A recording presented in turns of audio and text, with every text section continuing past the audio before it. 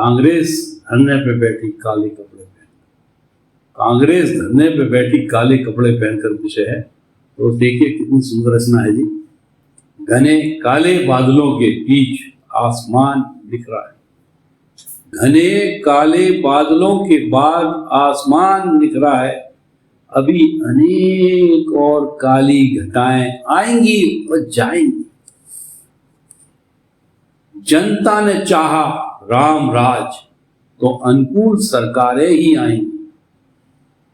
देखिए इसका थोड़ा सा पृष्ठभूमि बता देते हैं। पहले राजनीतिक दल होते थे और उनकी सत्ता निश्चित होती थी। उन्हें मालूम होता था कि अभी भी हमारा जो जनतंत्र है, प्रजातंत्र है, वो पूरी तरह से परिपक्व नहीं हुआ था। तो क्या होता था कि एक चश्मा चढ़ाया जाता था जनता को कि ये बहुत ही बढ़िया नेता है और देश के प्रति वफादार है, ये है वो है। और ऐसा कोई भी आपने देखा होगा, अरे इंदिरा गांधी के बाद कौन, पहले जवाहरलाल के बाद कौन, नेहरू के बाद कौन। इसी तरह से एक नया ट्रेंड निकला था, जो नेता बनता था उसी का चश्मा उस पर चढ़ जाता था। उन्हें ये नहीं मालूम होता था अब जब सत्ता जो आती है जाती है, जो सत्ता कंटिन्यूस लगातार रहती है, तो वो ऐसे ऐसे काम करते हैं तो उनको ये महसूस होता था जैसे कि हम राजा की तरह से, हिटलर शाही की तरह से, डिक्टेटर की तरह से काम करते थे, क्योंकि उनके कभी भेद खुल ही नहीं सकते थे। ये तो भला हो बीपी सिंह बोफोर्स तोप ले आया, कुछ लेके आ गया, उससे व्यवस्थाएं बदली, उससे व्यवस्थाएं बदली और एक नई चीज आ गई। तो आज हमने देखा तो घने काले, मतलब इतना भ्रष्टाचार, राजनीतिक भ्रष्टाचार, हम इसको किसी व्यक्ति विशेष में नहीं ले जाएंगे, एक नेचुरल है। एक नेचुरल क्या है कि राजनीतिक भ्रष्टाचार तो होती रहे, क्योंकि हमारे देश का जो वोटिंग पैटर्न है, सिस्टम है, इलेक्शन जो आयोग है, वो कॉन्स्टिट्यूशन के हिसाब से इतना फिट नहीं हो पा रहा है जितना, या उनके अंदर इतना साहस नहीं है कि वो राजनीतिक दलों के माध्यम से जिस पेड़ पे बैठे हैं और उसकी कुल्हाड़ी उसको कैसे काट दें, उन्हीं को उन्हीं से पोषण मिलता है, एक तरह से स्वतंत्र नहीं है। तो उन्होंने कभी इस पे पहल नहीं करी। तो राजनीतिक भ्रष्टाचार है ये, राजनीतिक दल का भ्रष्टाचार नहीं है, राजनीतिक भ्रष्टाचार है।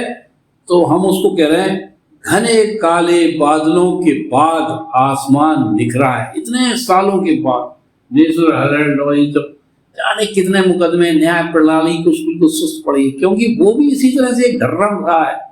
तो हम कह नहीं सकते कि न्याय मिलेगा। तो लोगों ने भी सोच लिया था कि न्याय न्याय न्याय चिल्लाते रहो। तो अब बात चल रही है यहाँ पे घने काले बादलों के बाद आसमान निखरा है। एक उम्मीद जगी लोगों को कि राजनीतिक भ्रष्टाचार को पकड़ा जाने लगा है। अभी तो हमारा न्याय प्रणाली बोल ही नहीं पाती थी, उनके अंदर आवाज ही नहीं थी। उनके बीच में एक सिंडिकेट था और वो एक लॉबी काम करती थी कि लॉबी भी उनके निर्णय को पहले से प्रभावित करती थी। ऐसी अनेक घटनाएं घटी हैं सुप्रीम कोर्ट के अंदर और लोग उनको समझ भी रहे हैं।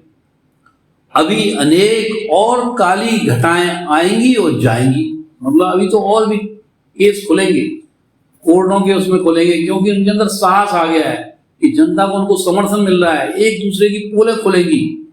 तो जनता ने चाहा राम राज, क्योंकि ये हमारी जो सरकार जो आई है वो राम राज की आवाज पे, उसके आह्वान पे। राम राज माने प्रत्येक गरीब से गरीब तबके को, छोटे से छोटे तबके को न्याय मिले, न्याय मिले और उसका जो हक है उसको ग्रोथ करने का मौका मिले। यही तो गवर्नेंस है। तो आज कहते हैं जनता ने चाहा राम राज तो अनुकूल सरकारें आएंगी। अब जितनी भी सरकारें आएंगी उनको आना ही होगा, क्योंकि जनता की चाहत है ये। वो चाहते हैं कि राम राज, हमारे राम राजा का जो इच्छा है वो आए। और खास बात तो हमारा बुंदेलखंड क्षेत्र तो राजा के द्वारा, राम के द्वारा ही संचालित है, उन्हीं के दिशा निर्देशों से ये बना हुआ है। तो राजाओं को अब बदलना होगा। अब ये तथाकथित राजनीतिक नेता लोग हैं और जो सत्ता में हासिल हो, चाहे वो किसी भी प्रदेश की हो, कहीं पे भी हो, राजाओं को अब बदलना होगा। जनता के धन का सदुपयोग तो करना ही होगा। जनमानस में जो बैठे हैं सफेद पोष, जनमानस में जो बैठे हैं सफेद पोष हर जगह मिल जाएंगे। इन्हें जनता से मिलता है सम्मान।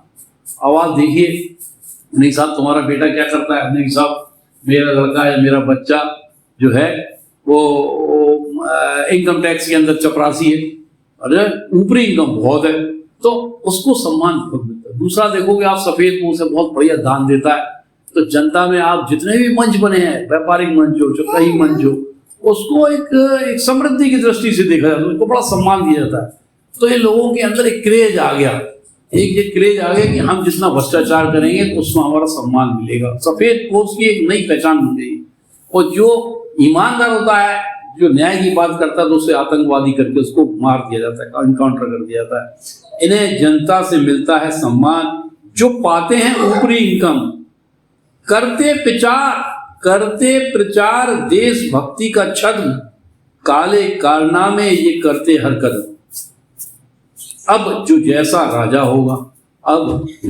राजा होगा ऐसी ही प्रजा होगी। राजा टैक्स का सही उपयोग करेगा तो जनता भी अधिक से अधिक ईमानदारी से टैक्स देगी। बदलना होगा मनोवृत्ति राजनेताओं की और जनमानस की, कि यदि वे देश के प्रति वफादार है तो उन्हें सही टैक्स तो देना होगा और उसका सदुपयोग भी सही करना ही होगा, बहुत बहुत धन्यवाद।